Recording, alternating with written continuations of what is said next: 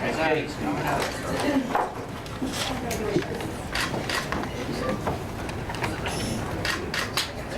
They are going back to Also vibrate, please.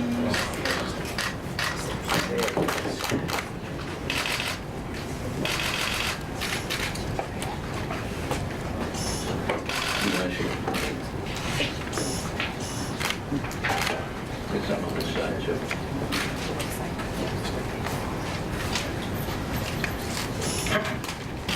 Morning, everybody. Morning. Thank you all for being here. The Queens Grand Jury has handed up a 12-count indictment which charges 35-year-old Demetrius Blackwell of Queens Village with the murder of police officer Brian Moore and the attempted murder of police officer Eric Jansen, among other charges.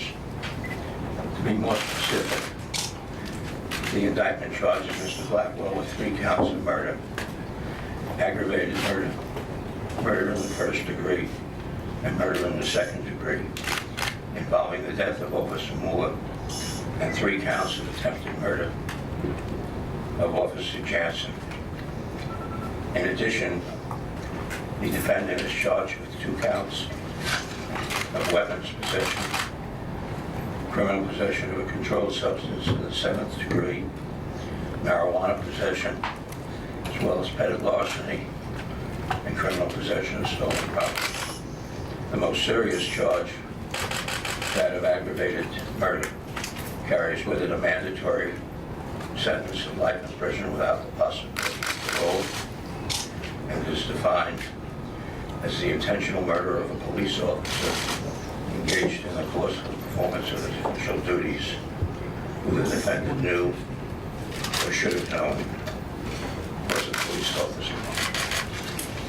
The defendant's alleged conduct and his total disregard of law and authority clearly demonstrate to be serious. He's a serious threat to society. Brian Moore was a young police officer with a bright and promising future, whose life was senselessly cut short far too soon.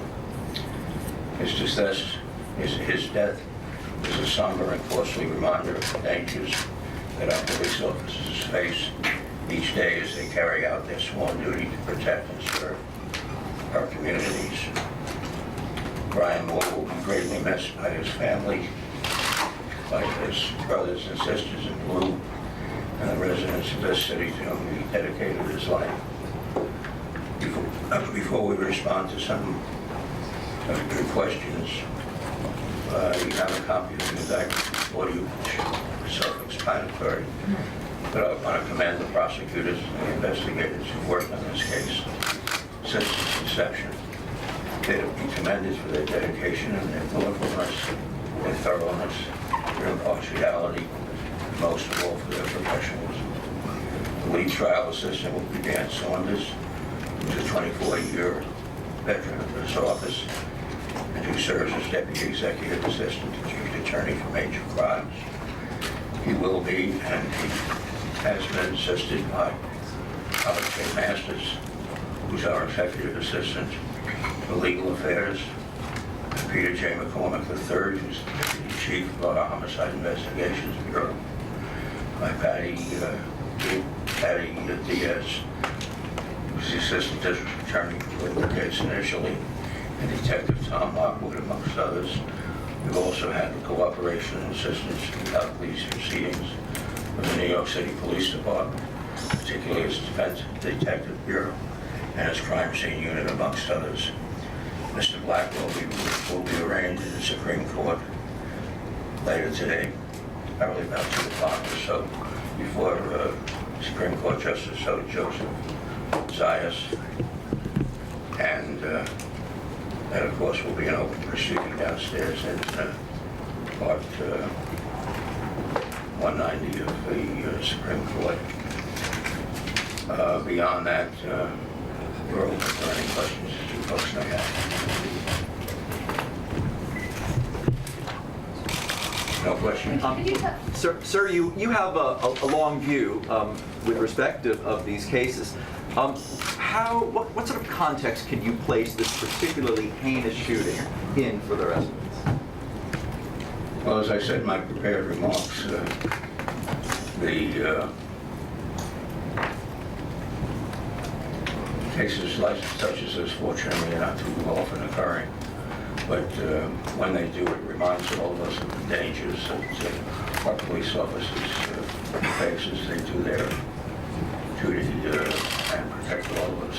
And this, unfortunately, was a case that fits that description. Sir, can you expound on counts 11 and 12, talking about possession of stolen property? Was this before the alleged shooting, after the alleged shooting, the T-shirt, shoes?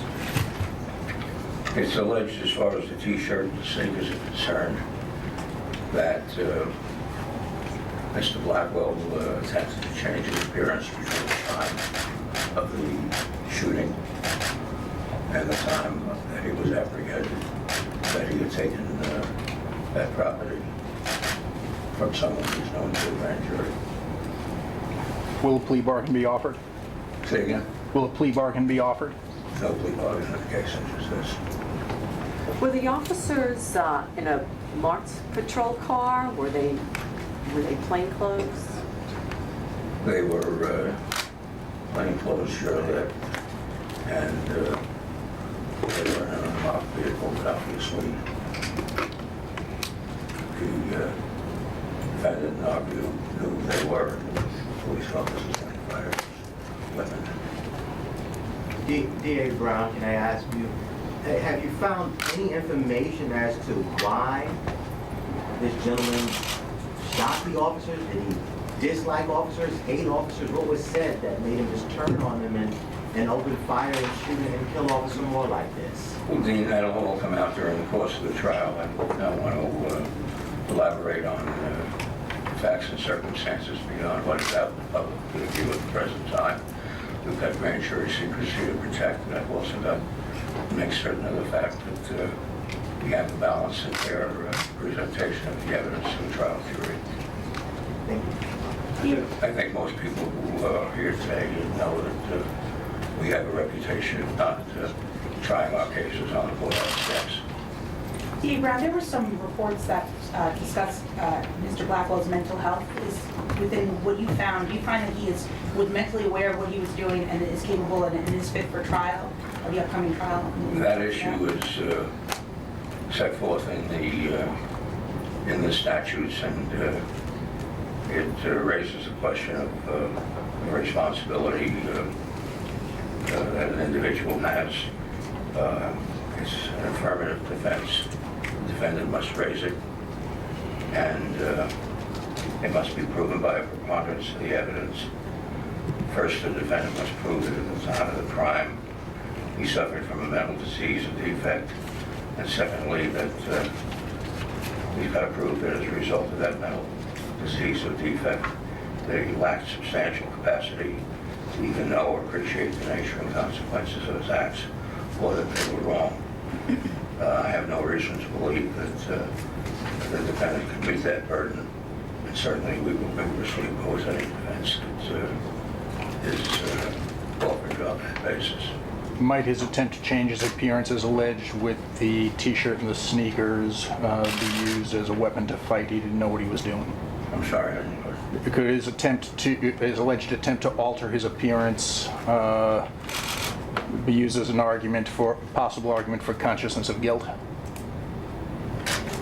That, of course, is a possible argument. As I say, we vigorously oppose based upon all the information that we have at the present time. Any indication that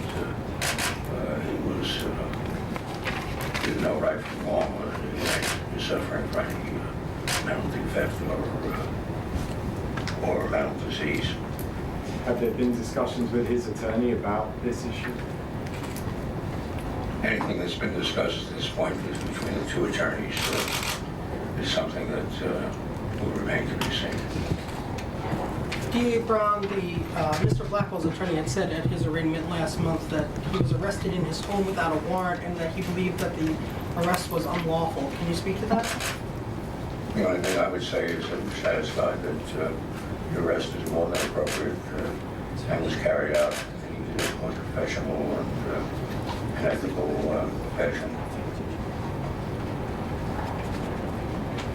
As I say, the defendant will be arraigned at about 2 o'clock this afternoon downstairs in the so-called ceremonial courtroom. And Judge Sias, who's the administrative judge of our court, will do the arraignment. The defendant, of course, will be produced for that occasion. Anything else? I'm sorry, you said that the officers were in a marked or unmarked car? Unmarked car.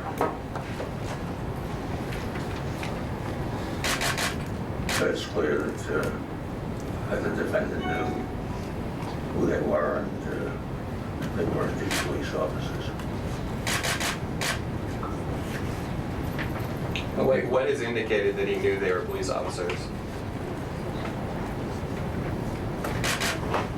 Again, I don't want to get into the evidence of it. It's more than opportunity, a lot more than opportunity to see that, but the grand jury has indeed charged as part of its indictment the fact that he knew that they were indeed police officers. The person that he allegedly stole the sneakers and the t-shirt from, was that someone on the street? Was it a store? Again, all I'm prepared to say is that it was a witness known to the grand jury.